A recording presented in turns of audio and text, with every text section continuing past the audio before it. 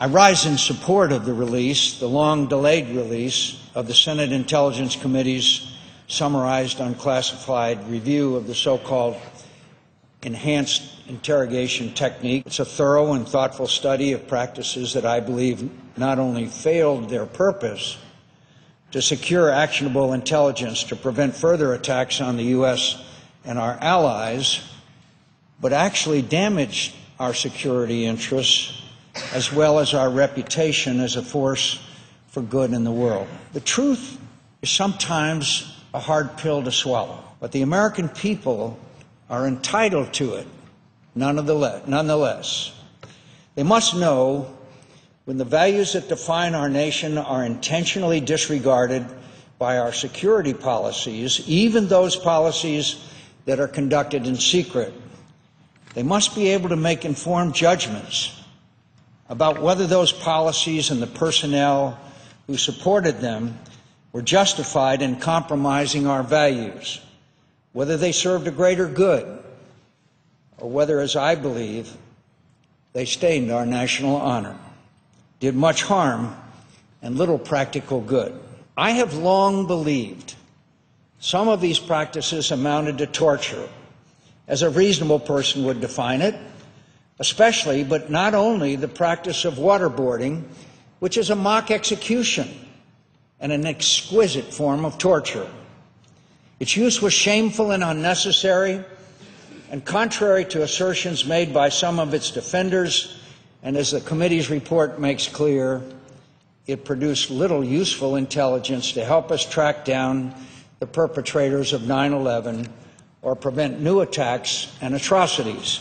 Most of all, I know the use of torture compromises that which most distinguishes us from our enemies: our belief that all people, even captured enemies, possess basic human rights which are protected by international conventions the United States not only joined, but for the most part authored. Will the report's release cause outrage that leads to violence in some parts of the Muslim world?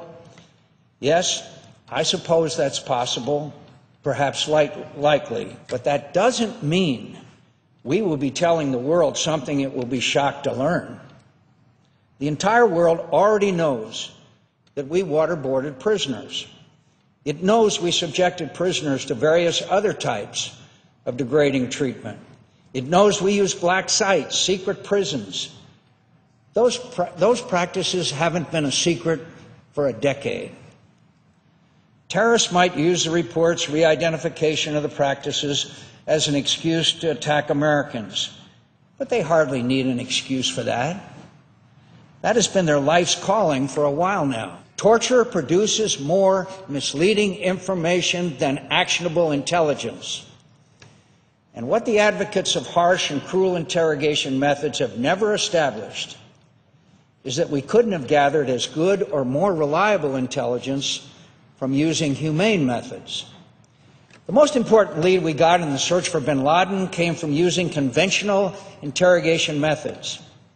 And I think it's an insult to the many intelligence officers who have acquired good intelligence without hurting or degrading prisoners to assert we can't win this war without such methods. Yes, we can, and we will. When we fight to defend our security, we fight also for an idea, not for a tribe or a twisted interpretation of an ancient religion or for a king, but for an idea that all men are endowed by their Creator with inalienable rights.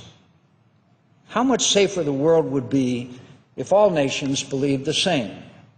How much more dangerous it can become when we forget it ourselves, even momentarily. Our enemies act without conscience. We must not.